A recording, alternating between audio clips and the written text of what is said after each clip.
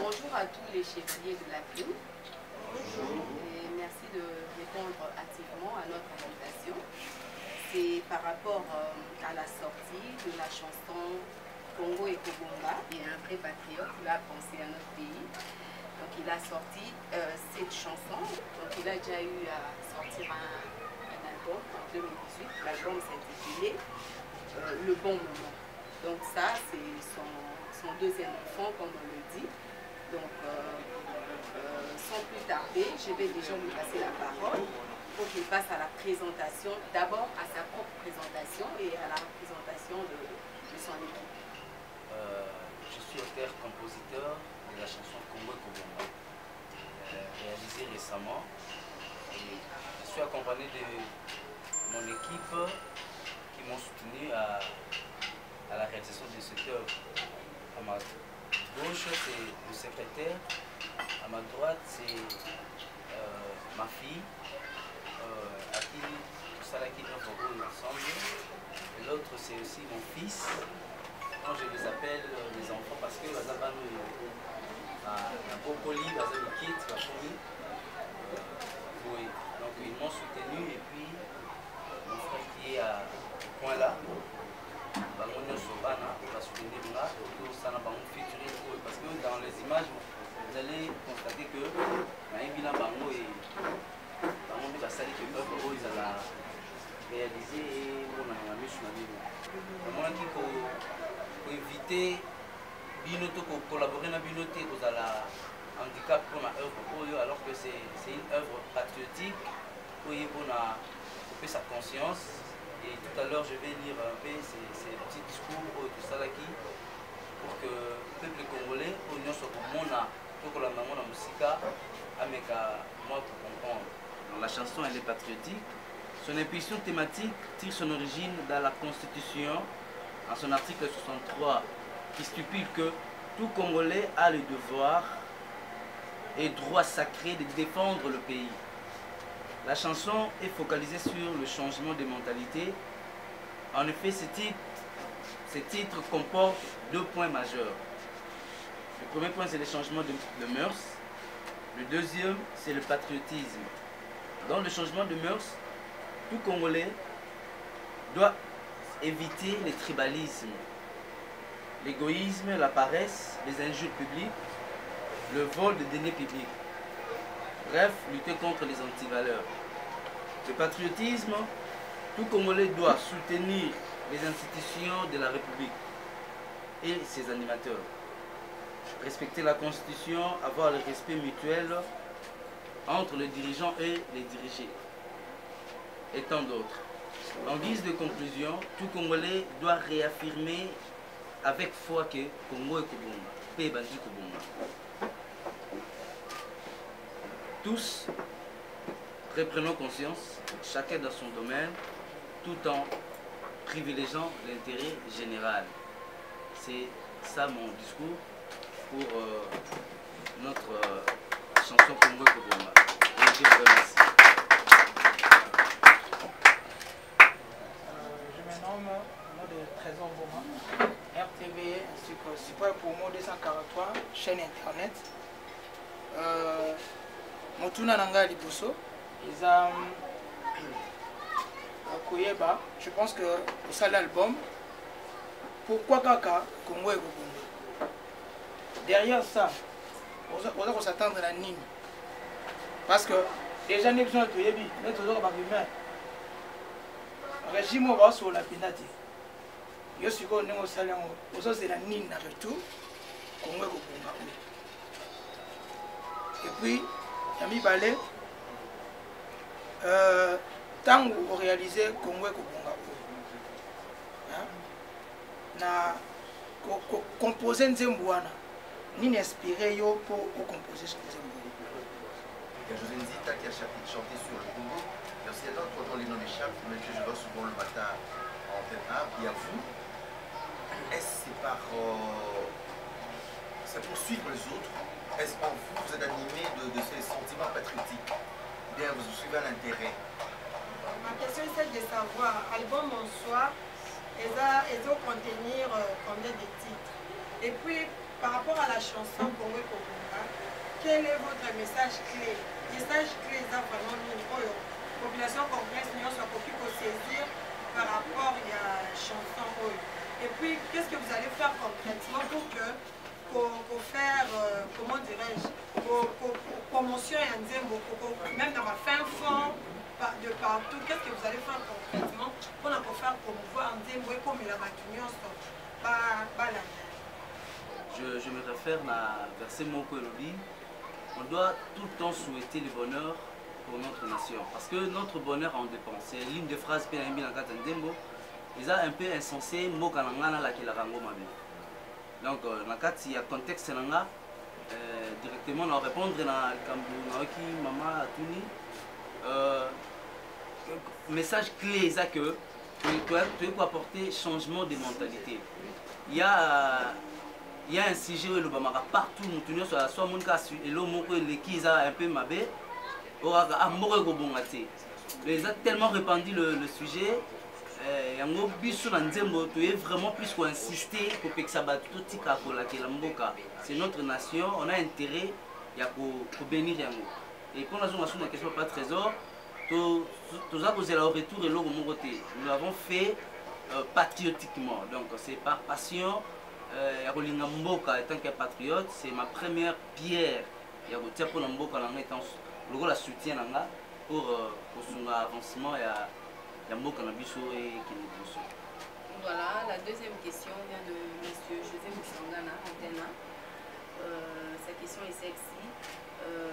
Effet patriotique, il y a un talent et belé à Mboka basé animé dans l'éveil patriotique.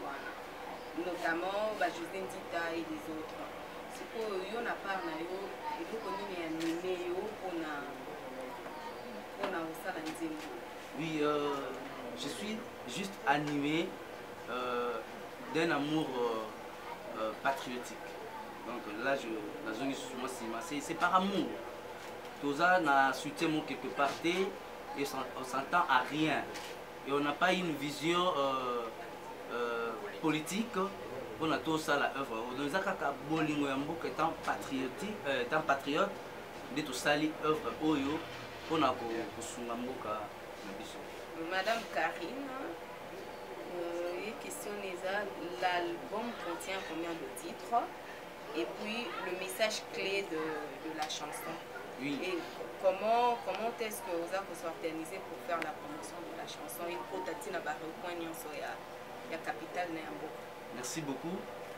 Album single Isaka Nzembo Moko to yembeli kaka mboka na biso. Isa Nzembo Moko et puis eloko to sala pour que sango ekende liboso de local boso yango to sali to bengi bino bapandi sango obo ko sunga ke ekende liboso. Et là on n'a pas d'autres supports ou bato ba ko sunga biso pour tout tambu sango, nous le faisons na ba moyen de bord. Et là maintenant je lance aussi un appel na bato ba ko sunga promotion ya Nzembo vraiment ekota pour que Congolais nyonso ayokango et puis à la sensibiliser la mentalité et tout sur Mamboka et Kendeliboso. Voilà, des questions. Je voudrais savoir les Prince. Vous avez chanté une belle chanson Congo et Kobonga. Êtes-vous sûr que Congo et Kobonga, parce que vous avez chanté. Et ma deuxième question, pourquoi vous avez voulu seulement chanter à la place de prier? Parce que vous devez aussi prier. Seigneur, pourquoi vous avez préféré de chanter à la place de prier? Je suis trop sûr que Mboka et Kobonga, étant chrétien, je dois réaffirmer et avoir cette foi-là que Mboka et Kobonga. C'est ça vraiment mon intérêt, ma passion. Que Mboka et Kobonga. Parce que la génération a besoin de mais que ces supports puissent servir la génération qui va comprendre que on doit tous avoir cette passion-là ou intérêt que Mboka n'a pas. Et moi, je confirme que Mboka et Kobonga. Je voulais chanter pourquoi? Parce que le Congolais, nous les Congolais, nous aimons plus la musique. Et un fois de Kotikala et Moutuno Sokoyo Kango, chanter, prier, nous prions déjà. Mais chanter parce que ezali eloko moto nyonso alingaka musique ekosala ke sango yango ekende moto nyonso azwa temps ya kozalazalaka nango eservir bango na message. C'est pour cela nalingaki ezala na support pour que eservir banation na biso. Voilà, Madame Niki, elle a posé cette question. Le style de la musique que vous chantez et la langue chantée dans... Oui, nous avons fait du rumba et puis la chanson est en lingala. Et en lingala vraiment facile. Et c'est bilingue, c'est combiné lingala et français. On a plus joué sur lingala pour que tout le monde fan de sa message n'a pas tout baroyo kabiso.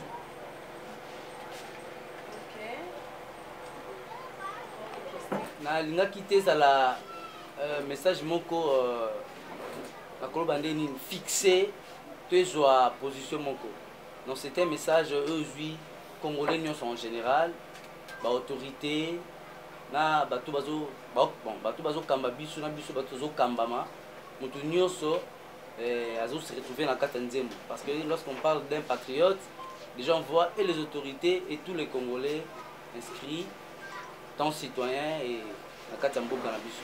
Na bande sou koloba que Frère Prince asali yango par amour étant congolais azana soutien te kuta zo sengande ba soutenir ye ndenge na ye pa na bino parce que présence na bino c'est l'apport makasi pour un message ekenge partout. Donc tous en soutien mon côté libanda mboka to pe na kati ya mboka to na bakonzi donc personne ne nous soutient. Merci. Merci to bongisangona papa Julien. Donc nous avons insisté na vie ki ngo danze moko za bembeli Congo plus le doc quand ça ka toza na appui moko to pe toza na une vision autre que la musique.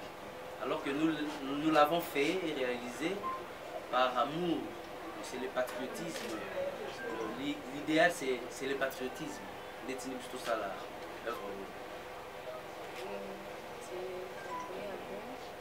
Ouais, c'est le... Non, c'est pas le premier album. L'album est déjà là. Ça, c'est mon premier single. Uniquement pour la mboka, tout beau combiné en gros. Et pour répondre aussi à la question de Patunaki, Kimaki, est-ce que l'andi bande comme sous-souté ou bien dengue non, biso to l'andi vraiment moututé, dengue bon sali, biso to sali à mon pays par amour, biso soubassement la biso, c'est la constitution qui nous a poussé pour remplir la tâche et droit de devoir dans biso congolais, tout ça là, œuvre rôle. Oui madame. Merci encore. On a une cette question parce qu'elle est venue en tête tant de patrouiller par rapport à l'inspiration. Et maintenant, comme aux yeux inspiration à Koyemba, pour la mboka, par rapport à l'amour et à la patrie aux anambo. Maintenant, message nous avons lancé pour la bateau, nous sommes peut-être même au pour le découragement. Ah, mboko, banda to bande ko bongate ata basali ko ebake. Bateau balo barake, mboko ko bongate ata bosali ndengeni. Et là, on est au cours de ça. Ouais, autre chose, c'est bango. Ils ont qui mboka oyo ekobonga. To bango avec foi. To dit que mboka oyo ekobonga, pe bandi kobonga. Autre chose, c'est bango les sous-ali qui to longo le lobeliwana, ça ne profite en rien pour l'avancement mboka. Au contraire, ils ont maudit mboka. Et tant que tout là que la mboka na biso et tout ça commis Zongisa sous ciment. Alors que, étant des patriotes, tout le cas que, comme les gens sont à quoi azali, aïba kolba kamba bien pour l'amboka naye, aïba kobongisa quoi na esika zoteka, akungsa lopango naye, pour na to tombo l'amboka na biso. Comment to rolinga to vivre sika mo biso mo to ebike, et kobonga kate, biso mpe to la ke la ngonne ngwana bito sepel to vivre wana. C'est pour ça mon lelo, comme les gens sont comme linga vivre ailleurs. Azali banda, amola Congo, ah non. Congolais ne sont pas bêta caillou, alors que abima wa kene nord. Alors que biso mon pétro qui sala que ensemble là bas kondi, mutunyo susi kazali, ayi bambonga mboka te, mutunyo susi kazali, abongisa kwa na ye bien, afuta mpako na ye, et surtout sali nyonso wani osala ke mboka na biso et kende liboso. Donc, l'institution de ça l'a respecté. Tout ça, les autres ça qui mboka nabiso et avancé. Justice ça la indépendante, quoi, implication na institution, y a tout nous sous donc les institutions et œuvre na indépendance na ngondenge et ni bien qu'on a biso et lobby et cause la malamu mingi que ça la kimboka na biso et avancer. C'est ça un peu un petit message. C'est Isaac Maïa, Kin 24 Télévision. Merci. Au talaki na constitution de sika au monaki article 68 pardon et PCO makanisia la 63 pardon. Or na yebi biso bana na nzambe su basima na biso mingi mingi ezaka Bible. Yo longoli biso na Bible tindi biso na constitution. Maloba ozolo ba Congo ko bonga. Eza prophétie ozo sala ou bien ezaka conviction personnelle yo moko miseli le bika ke Congo ko bonga. Parce que avant toi il y en a battu belé pe baloba ke Congo ko bonga mais jusque là on dirait tous mon ngozo baluka ka ke zoto. Eza prophétie ozo sala na biso ou bien eza maloba o yo moko par rapport à la constitution mais par rapport à la Bible était au kanisi ke Congo ko bonga. La constitution le faire et tant qu'un patriote. Donc ils ont vraiment prophétie. Pourquoi? Parce que je peux expliquer comment cela me venait en tête. C'était la nuit du 30 juin de cette année que j'ai chanté la phrase Congo na biso et Kobongalango. Et maintenant, na tangi pe na Bible, na moni ndenge na Ecclésiaste, plutôt Isaïe, excusez-moi, c'est que bazo pesa espoir. Balobi, ceux qui étaient au bakati, ils ont mis nango. Ils ont toujours l'espoir que l'objet au bout est sous habitable. Et pourquoi biso batu oza vivant, tozanga, ozaneli keke, tokoza malam. Et c'est aussi une ligne de phrase, ils ont en katanzembo tolobi que Congolais a espoir, a gardé espoir, le Congo va changer. Donc le temps au futur va changer. Et tu aimes bien le musicien parce que un artiste peut mourir, mais l'œuvre peut rester. Et œuvre au écotique à la peau et servir la génération. Donc c'est une prophétie pour te lever le mot que fait comme Nicolas Joël Libousou. Moko na bino a posé ma question na ye pas ya frère ou a pesé ma réponse na ye. Je ne sais pas ce que vous êtes satisfait na ba réponse à pesé bino. Je crois que vous êtes satisfait. Mais alors ngana osenga na bino ba confrère na ba consœur pour soutenir vraiment frère na biso na batono so ba osala makambo malamu baza ko il faut pas à la bénéficiaire il y a soutien il y a presse parce que tout le monde a vélo et tout ce qui conduit à la dépravation de mœurs il y a onde eza ko prôner quoi il y a onde zo kenda liboso makambo oyo ekoki koservir pour l'avancement ya mosala to ya mboka yango nde ezozonga nsima. En tout cas, je nous demande la main sur mon cœur to soutenir œuvre oyo pour que chanson oyo ait atteindre vraiment population congolaise en général et quinoise en particulier pour que maloba malamu eloba na nzembo oyo et servir na quelque chose. Donc biso toza kaka na Congo ata tobile oto ke États-Unis to ke wapi adresse na biso eza lokola ba parcelle familiale hein oko ke futela na yo mais adresse ya chez bino fezalaka en cas de quoi oko replier na parcelle familiale ande baba reculer pour mieux sauter. Donc nous n'avons que le Congo, alors nous avons le devoir et l'obligation d'aimer notre cher et beau pays. Merci de répondre à notre invitation. Nous sommes vraiment arrivés à la fin de notre point de presse. Je pense que le cocktail est prévu à la fin. Donc, et ça, et je vous remercie.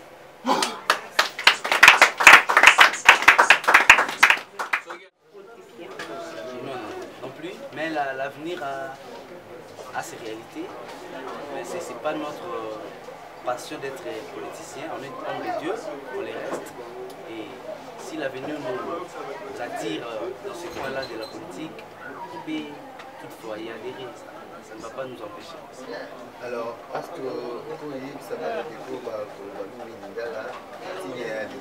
et puis mpona nini album oyo ozwaki likanisi wana wapi mpona kosala ye likanisi oyo tozwi yango epai ya kolo yesu na biso epuis lokola bacongolais tozwaki makanisi nango lisusu makasi na constitution na biso oyo epesi devoir na congolais nyonso esika azala na likanisi malamu mpona mboka na ye mpe kobatela mboka na ye kodefendre yango elikita oyo eza po ete sango oyo epanza na bisika nyonso moto nyonso akotala yango na telefone na ye na etando eke na ye ayeba ete Congo il faut ebonga mpe tozala biso nyonso na makanisi wana ete mboka na biso ebonga. Qu'est-ce que vous dire en français? Vous avez bien parlé, mais le français pour le terme.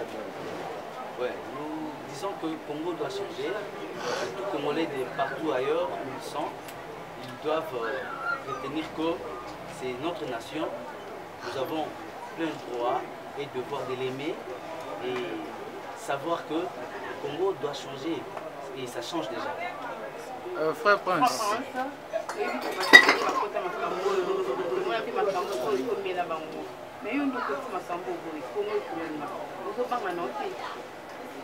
Tokoti makambo yango me totelemeli bayi politiki te biso tolobi topesi message na biso ete moto nyonso ozala politicien ozala congolais toza na devoir mpe toza na intérêt ete mboka na biso ekende liboso tokoti yango na sens mon côté positif ou négatif mais on est dans le sens positif pour que Congo na biso ebonga.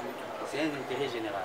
Frère Prince, en fait, on est au Yéba par rapport à titre no Congo Kobonga et puis par rapport à la conférence de presse au Sali, sentiment na ezani ni comment na œuvre oyo ozwaki lokola ndoto to prophétie lelo elati nzoto et puis bientôt ezokoma la mato ya batu nyonso sentiment na ezani ni par rapport à ça.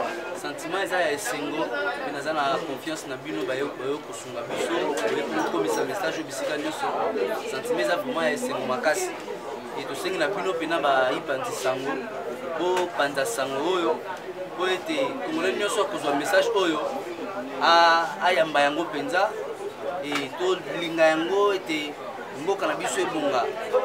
Merci. En fait, dernière question eza que nayebi ke na kati ya nzembo ere okoma nzembo ozalaki mpe na bainspiration mosusu mais na minute oyo eloko mpe kosenga bato oyo baolanda yo et j'espère kokobimisa maloba moko oyo mpe orataki kokoma ngo na texte ya nzembo na yo ekozala nini okosenga na peuple congolais par rapport à titre ke Congo ekobonga. Merci beaucoup na motuna wana oyo tozangaki kokoma na nzembo na biso mpe koyemba yango eza ke tobatela kita ya mboka na biso toyiba mbongo ya mboka te totosa bakonzi bazotambwisa biso moto nyonso afuta mpako na ye moto nyonso alinga mboka na ye adefendre yango bisika nyonso ekosala ete mboka ekende liboso. oza na société nyonso mosala ezowutana kokorda surtout mpona kolingo ya mboka oyo osala baoyo baza sanse ya kobongisa mboka bazoyiba oyo oza nango tozomona teke ezamaka gani mpona nzambe na biso tosambelaka akotia biso maboko kotika biso te parce qu'on est des chrétiens on ne partage pas la même foi na balingo mosusu tozo espérer ke ndenge tosala mpona bolingo ya mboka kolo akozongisela biso yeke suite ezamaka gani toyebi ke suite koya bakongolais ya bolingo balingi mboka etombwama soutenir biso.